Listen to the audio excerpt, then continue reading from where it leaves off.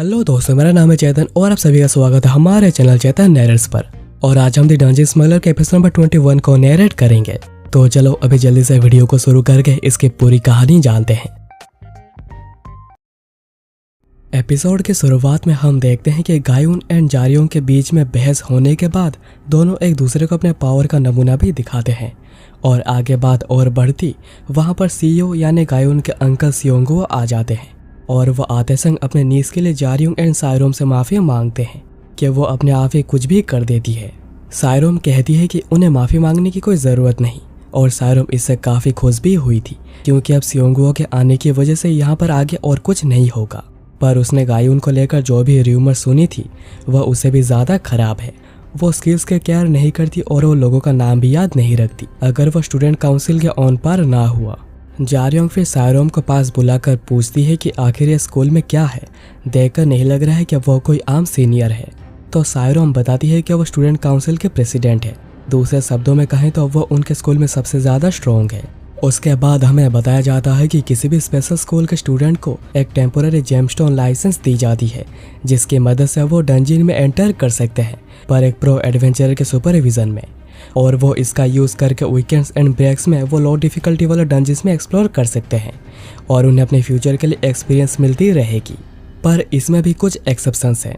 Warrior high का student council जिनमें कुछ ऐसे इलाइट्स हैं जिनके पास अनइमेजिनेबल टैलेंट है और उन्हें अनऑफिशियल प्रोफेशनल के तौर पर रिकॉग्नाइज किया गया है और उनके पास बोर्ड ऑफ डायरेक्टर के साथ बात करने की पावर भी होती है और वो उन्हें बहुत ही ज़्यादा इन्फ्लुएंस भी करते हैं।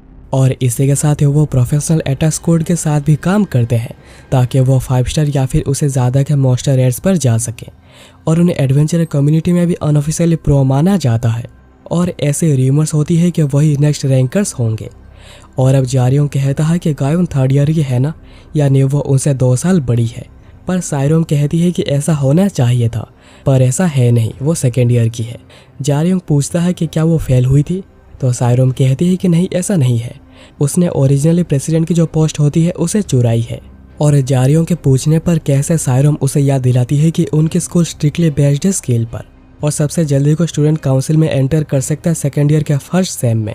और गायुन 2nd ईयर के फर्स्ट सेमेस्टर में पहुंचते ही उसने पोस्ट को ले ली क्योंकि वो जैसे 2nd ईयर के फर्स्ट सेम में पहुंची थी उसने स्टूडेंट काउंसिल के सभी सीनियर्स को चैलेंज कर दिया और फर्स्ट सेम के ख़त्म होने से पहले ही उसने उन सभी को हरा भी दिया, इंक्लूडिंग प्रेसिडेंट को भी। और वो फिर जाकर सबसे यंगेस्ट प्रेसिडेंट बन गई। और अभी गायुन यहाँ से जाने लगती है और सायरोम खुश हो रही थी कि यहाँ पर आगे और कुछ भी नहीं होगा। पर तभी जारियोंग गायुन को कहता है कि चलो यहाँ पर एक बेट लगाते हैं, लगता है कि तुम बहुत ही बिजी हो तो मैं जल्दी करूँगा। और सायरोम जो सोच रही थी कि यहाँ पर और कुछ भी नहीं होगा उसका सत्यानाश हो गया है। जारियोंग आगे कहता है कि मैंने सुना है कि तुम स्कूल में बहुत ही ज़्यादा फेमस हो, तो मैं श्योर हूँ कि तुम्हारे पास रीजंस होंगे अपना बैड साइड अपने जूनियर को दिखाने की। बस एक बैट, अगर मैं यहाँ पर हार गया तो मैं अपना अपॉइंटमेंट तुम्हें दे दूंगा।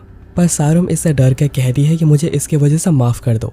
पर गायुन कहती है कि एक बैट कहा तुमने, हाँ तो मैं श्योर हूँ अगर मैं हारा तो मुझे भी कुछ करना होगा।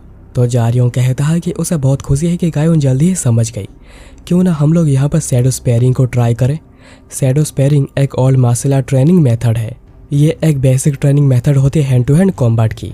जो भी अपने ओपोनेंट को पहले टच करेगा या फिर एक अनफेवरेबल पोजीशन में धकेल देगा वही जीत जाएगा। जारियोंग कहता है कि अगर वो हार गया तो वो उसके अंकल के साथ जो टाइम है वो उसे दे देगा। और जबकि ये एक इंडिविजुअल के एजिलिटी एंड स्किल पर बेस्ड है तो इसमें कोई इंजरी होने के भी चांसेस नहीं है। पर अगर यहाँ पर गायुन हार गई तो अगले साल जब वो ट्रांसफ़र होगा तो गायुन अपने प्रेसिडेंट की पोस्ट उसे दे देगी। सायरोम में सुनकर सोच रही होती है कि वो शायद यहाँ पर पागल हो गया है और आखिर उसने शैडो स्पेयरिंग कहाँ से सीखी और उसे लग नहीं रहा है कि गायुन इसे एक्सेप्ट करेगी अनलेस वो कोई पागल हो। एंड गेस व्हाट, गायुन इसे एक्सेप्ट कर लेती है। उसके बाद हमें ड्यूरेबिलिटी टेस्ट रूम को दिखाया जाता है जहाँ पर अभी शैडो स्पेयरिंग होनी है। पर यह मैच शुरू होने से पहले सायरोम जारियोंग को समझा रही होती है कि उसके पास अभी भी एक मौका है। सीईओ काफ़ी अच्छे इंसान लगते हैं तो वो जाकर एक सिंपल एपोलॉजी से ये सब ठीक कर सकते हैं। अगर वो यहाँ पर पूरा ठीक होता तो बात अलग होती, पर वो यहाँ पर एक टूटे हुए हाथ के साथ क्या ही कर सकता है। और अगर वो जीत भी गया तब भी गायुन उसे अपना पोजीशन कभी नहीं देगी। पर जारियोंग तभी कहता है कि वो जीत नहीं सकता है, अगर वो पूरा हेल्दी होता तब भी उसके पास कोई चांस नहीं था। गायुन बहुत ही ज़्यादा स्ट्रॉन्ग है। सायरम शौक होकर पूछती है कि तो आखिर उसने ये डील क्यों करी अगर वो हार जाएगा, और यहाँ पर वो जो समय स्पेंड करी है तो फिर एक वेस्ट है। जारियों कहता है कि उसकी चिंता मत करो, मैं समझ रहा हूँ कि तुम कंफ्यूज हो, आखिर में जाकर ये एक बुरा ट्रेड नहीं होगा। और अब मैच शुरू होने से पहले सायरम सोच रही होती है कि उन्हें इस फाइट से क्या ही मिलेगा, जबकि उन्हें पहले ही पता है कि वो यहाँ पर हारेंगे। सायरम सोचती है कि क्या वो जानबूझकर यहाँ पर हार जाएगा ताकि वो गायोन के गुड साइड में आ जाए, पर उसे लगता नहीं कि जारियों ऐसा कुछ बेवकूफ़ी करेगा। और अब सियोंगू वो कहते हैं कि मेरे पास कहने के लिए कुछ नहीं है, पर मुझे माफ़ कर दो, मुझे पता है कि उसे स्टूडेंट काउंसिल का लीडर होना चाहिए, पर वो वेलकमिंग नेचर का ना होकर वो बस सच कहती है। और फिर वो सायरम से भी माफ़ी मांगते हैं, पर सायरम कहती है कि नहीं, इसमें उन्हें माफ़ी मांगने की कोई ज़रूरत नहीं, इस सिचुएशन ऐसी हो गई दोनों की ज़िद की वजह से। सियोंगू कहते हैं कि उन्हें जारियों के बारे में ज़्यादा नहीं पता, पर वो कॉन्फिडेंट है कि वो जानते हैं कि उसका इंटेंशन क्या है। अब यहाँ पर गायोन कहती है कि वो अपने दोनों हाथों का इस्तेमाल नहीं करेगी क्योंकि ऐसे ही एक फेयर मैच होगा, पर जारियों कहता है कि उसे इससे कोई फ़र्क नहीं पड़ता। उसे बस लगता है कि गायोन ऐसा इसलिए कह रही है ताकि वो एक्सक्यूज़ दे सके कि आगे जाकर वो कैसे हार गई।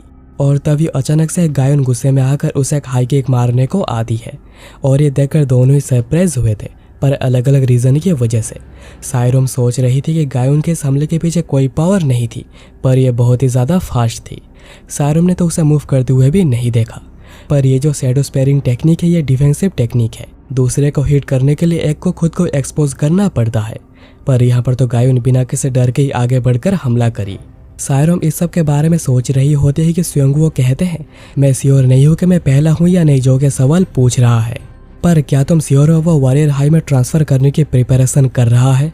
अब हमें पता चलता है कि इस कंपनी का नाम है एटलियर एच, जिसका सियोंगू हेड डिज़ाइनर एंड चेयरमैन है, और उनका career high rank 31 green rank था। सियोंगू सोच रहे होते हैं कि सायरम ने उन्हें जो डेटा भेजा था उसे देखकर वो समझ गए थे कि जारियों एक टैलेंटेड लड़का होगा, पर अभी वो यहाँ पर जो देख रहे हैं ये उनके एक्सपेक्टेशन के पार है। सियोंगू भी एक डिकेड पहले एक फुल एनर्जी वाले एडवेंचरर थे, इसलिए वो जारियों के इंटेंट को समझ गए हैं। वो ये सब अपने प्राइड को सॉल्व करने के लिए या फिर गायोन को नीचे दिखाने के लिए नहीं कर रहा है, वो ये बस गायोन को और अच्छे से जानने के लिए कर रहा है। गायोन ऑलरेडी अपने एज के लोगों से बहुत ही ज़्यादा स्ट्रॉन्ग है, अगर वो थोड़े एक्सपीरियंस और स्किल को गेन करती है तो वो कुछ रैंकर्स के लेवल पर भी पहुंच जाएगी। और अब जारियोंग इसे ही एक्सपीरियंस करना चाहता है, उसे जहां पर पहुंचना है उसके लिए उसे बहुत कुछ करना होगा। और अभी गायोन लगातार हमला करने लगी थी जिन्हें कि जारियोंग डॉज कर रहा था। गायोन कहती है कि वॉरियर हाई में एंटर करने के बाद वो किसी ऐसे से नहीं मिली जो कि उसके अटैक्स को इतने देर तक डॉज कर पाया है, और वो कहती है कि वो जारियोंग से इम्प्रेस हुई है। उसे लगा नहीं था कि जारियोंग इतने समय तक डॉज कर पाएगा, और जारियोंग के मूवमेंट्स को देखते हुए वो समझ चुके हैं कि उसके पास हाथ में चोट नहीं लगी है, वो अपने हेल्थ के 50% पर भी नहीं है। पर जारियोंग कहता है कि उसने अभी तक उसका क्या ही देखा है, तो गायोन कहती है कि उसने देखा है जब जारियोंग हॉन्ड हॉरर के साथ लड़ रहा होता है। पिछले 4 दिनों से वो उस वीडियो को कई 100 बार देख चुकी है, और वो ये भी कहती है कि वो जारियोंग के फैन हो गई है, जिसे वो the famous hero unknown mister A कहती है। आगे वो कहती है कि हम इसे एक टाई रखते हैं, वो इसे अगली बार कंटिन्यू करेंगे। एक बार वो स्कूल में एंटर हो जाए और पूरा हील हो जाए तब वो इसे फिर से कंटिन्यू करेंगे। वो चीज़ों को यहाँ पर एंड करना नहीं चाहती, और वो कहती है कि जारियोंग उसके अंकल के साथ जा सकता है, पर जारियोंग कहता है कि गायोन दिखाना चाहती है कि वो बहुत ही कॉन्फिडेंट है, पर लगता नहीं कि वो बिल्कुल भी कॉन्फिडेंट है। उसे बस यहाँ पर समझ में नहीं आ रहा है कि आखिर यहाँ पर हो क्या रहा है। और वो ये भी कहता है कि वो यहाँ पर ड्रॉ को एक्सेप्ट नहीं करेगा। क्या वो भूल गई है कि यहाँ पर प्रेसिडेंट की पोस्ट ऑन दी लाइन है, तो वो इस मैच को ऐसे ही बंद नहीं कर सकता है, इसलिए वो गायोन को टाइम वेस्ट ना करने को कहकर लड़ने को कहता है। पर तीनों ही जारियोंग को ये कहता हुआ देखकर सोच रही थी कि जारियोंग बस यहाँ पर ब्लफ कर रहा है, और अगर वो यहाँ पर कंटिन्यू भी करता है तभी उसे कुछ भी नहीं मिलेगा। उसे अभी जो रिजल्ट मिला है वही उसके लिए सबसे अच्छा है। गायोन फिर कहती है कि उसे ऐसे लोग पसंद है जो कि एम्बिशियस हो, पर जारियोंग जो कर रहा है वो एम्बिशन नहीं बेवकूफ़ी है। पर जारियोंग अभी पहले आगे बढ़ने लगता है, और वो कब पहुंचकर एक हाई किक मारता है गायोन समझ भी नहीं पाई थी, और वो बस इसे बाल बाल ही डॉज कर पाती है। ये देख सायरम कह रही होती है कि उसे पता था कि वो खुद को होल्ड बैक कर रहा है, पर सियोंगू का यहाँ पर मानना कुछ और था। अब तक यहाँ पर लगभग 30 शॉट स्प्रिंट्स हुए हैं, और जारियोंग ने उन्हें देखकर पूरा कॉपी कर लिया है। ये कभी जीत या हार के बारे में था ही नहीं। ये था गायोन के स्केल को चुराने के लिए। और अब उसके हमलों को डोज करने के बाद जारियोंग कहता है कि उसे ऐसा ही डोज करना चाहिए। जारियोंग जब छोटा था वो तब से स्मगलर के तौर पे काम कर रहा है और वो एक रूल को हमेशा ही फॉलो करता है, चाहे कुछ भी क्यों ना हो जाए, कभी भी एक हारने वाला ट्रेड नहीं करना है। और अभी जारियोंग कहता है कि तुम आखिर रुक क्यों गई, अभी भी बहुत कुछ है जो कि मैं तुमसे देखना चाहता हूँ। और ये एपिसोड यहाँ पर ही खत्म हो जाती है।